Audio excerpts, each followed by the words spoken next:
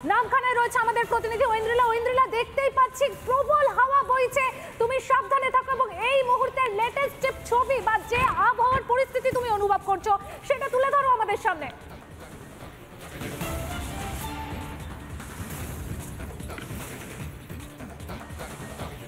একদমই পায়েল, দেখো সতর্ক বার্তা রয়েছে এই নামখানা অর্থাৎ কাকদ্বীপের অঞ্চলের মধ্যে। এই নামখানা রয়েছে, নামখানার যে নদী সেই নদীর উপকূলীয়বর্তী এলাকায় কিন্তু এই মুহূর্তে সতর্ক বার্তা জারি করা হয়েছে প্রশাসনের পক্ষ থেকে।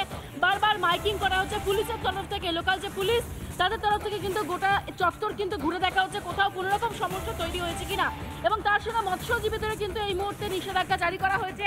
এই যে জায়গায় আমি এখন এই মুহূর্তে দাঁড়িয়ে রয়েছি পায়েল, এই জায়গায় এই মুহূর্তে প্রায় 45 কিলোমিটার বেগে কিন্তু ঝোড়ো হাওয়া বইছে। সকাল থেকে কিন্তু দফায় দফায় বৃষ্টি হচ্ছে এবং এই মুহূর্তে কিন্তু প্রচণ্ড পরিমাণে বৃষ্টি হচ্ছে, এবং সেই সঙ্গে আমরা দেখতে পাচ্ছি যে নদীর জল একেবারে কিন্তু ফুলে ফেপে উঠেছে। যেমনটা সুকেন্দু আমাদের জানাচ্ছিল আজকে ভরা কোটাল রয়েছে, সেই জায়গায় দাঁড়িয়ে এই মুহূর্তে এখন জোয়ারের সময়, এবং যে আশঙ্কা করছেন আবহাওয়াবিদরা এই মুহূর্তে যদি জোয়ারের জল 1 থেকে 2 মিটার বেশি ওঠে তাহলে কিন্তু নদী বাঁধ ভাঙার প্রবল সম্ভাবনা থাকছে। সেক্ষেত্রে কিন্তু প্রশাসনের তরফ থেকে কিন্তু সমস্ত রকম ব্যবস্থাপনা নেওয়া হয়েছে, এবং তার সঙ্গে কোনো মানুষ যাতে কোনোভাবেই সমুদ্র কিংবা উপকূলের সাইডে যাতে না আসে, বিশেষ করে পর্যটকরা তাদের ক্ষেত্রেও কিন্তু এই মুহূর্তে মাইকিং করা হচ্ছে। বোঝাই যাচ্ছে যে সতর্ক বার্তা সব জায়গায় জারি রয়েছে, তুমি সাবধানে থাকো। আবারও তোমার কাছে পরে ফিরবো। এই মুহূর্তে আমরা চলে যাব আমাদের প্রতিনিধি বিষ্ণুর কাছে। দীঘা থেকে রয়েছে আমাদের প্রতিনিধি বিষ্ণু। বিষ্ণু, তোমাকে অবশ্যই বলবো সতর্কভাবে কাজ করতে। আর এই মুহূর্তে দীঘার কি অবস্থা, কি সতর্ক বার্তা, পুরো ছবিটা তুলে ধরো আমাদের সামনে।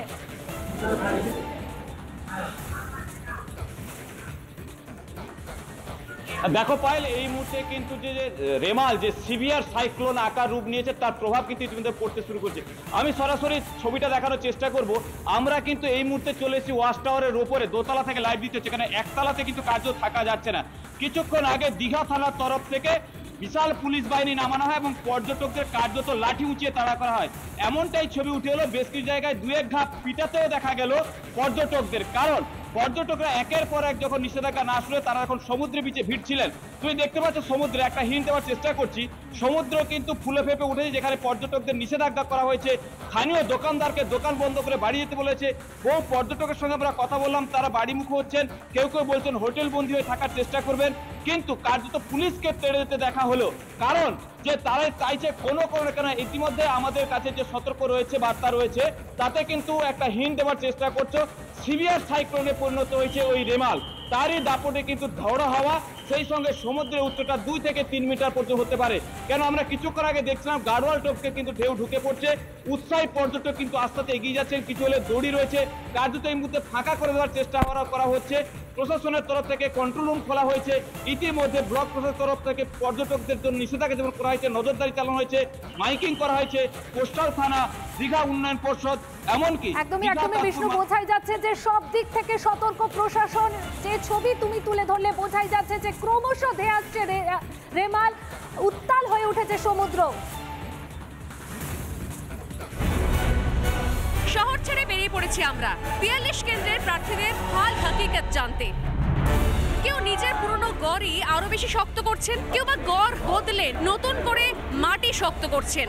কি করছেন, কি খাচ্ছেন, কিভাবে সাজাচ্ছেন ঘুঁটি, এটা তো একটা অন্য ধরনের অনুভূতি। মানুষ চলেছে আমাদের সঙ্গে, তাদের সঙ্গে থেকে দিন রাত তুলে ধরছি তাদের রণকৌশল। আমাদের সঙ্গে দেখুন নেতার সাথে ভোটের পথে। নামখানায় রয়েছে আমাদের প্রতিনিধি ঐন্দ্রিলা। ঐন্দ্রিলা, দেখতেই পাচ্ছি প্রবল হাওয়া বইছে, তুমি সাবধানে থাকো এবং এই মুহূর্তের লেটেস্ট ছবি বা যে আবহাওয়ার পরিস্থিতি তুমি অনুভব করছো সেটা তুলে ধরো আমাদের সামনে।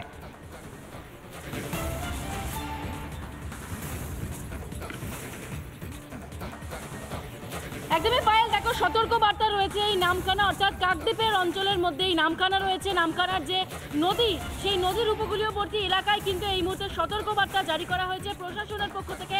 বারবার মাইকিং করা হচ্ছে পুলিশের তরফ থেকে, লোকাল যে পুলিশ তাদের তরফ থেকে কিন্তু গোটা চত্বর কিন্তু ঘুরে দেখা হচ্ছে কোথাও কোনো রকম সমস্যা তৈরি হয়েছে কিনা, এবং তার সঙ্গে মৎস্যজীবীদের কিন্তু এই মুহূর্তে নিষেধাজ্ঞা জারি করা হয়েছে।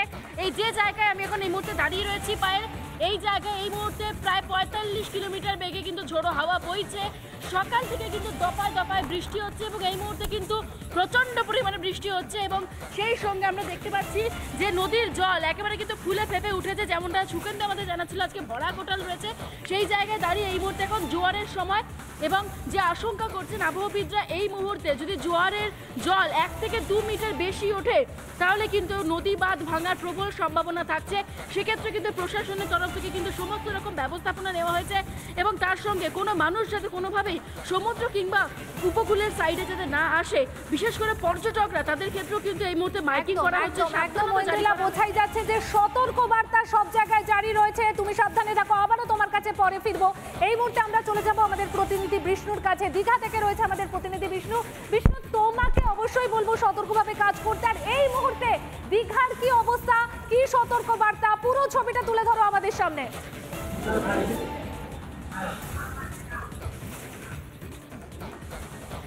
দেখো পায়েল, এই মুহূর্তে কিন্তু যে রেমাল যে সিভিয়ার সাইক্লোন আকার রূপ নিয়েছে তার প্রভাব কিন্তু ইতিমধ্যে পড়তে শুরু করছে।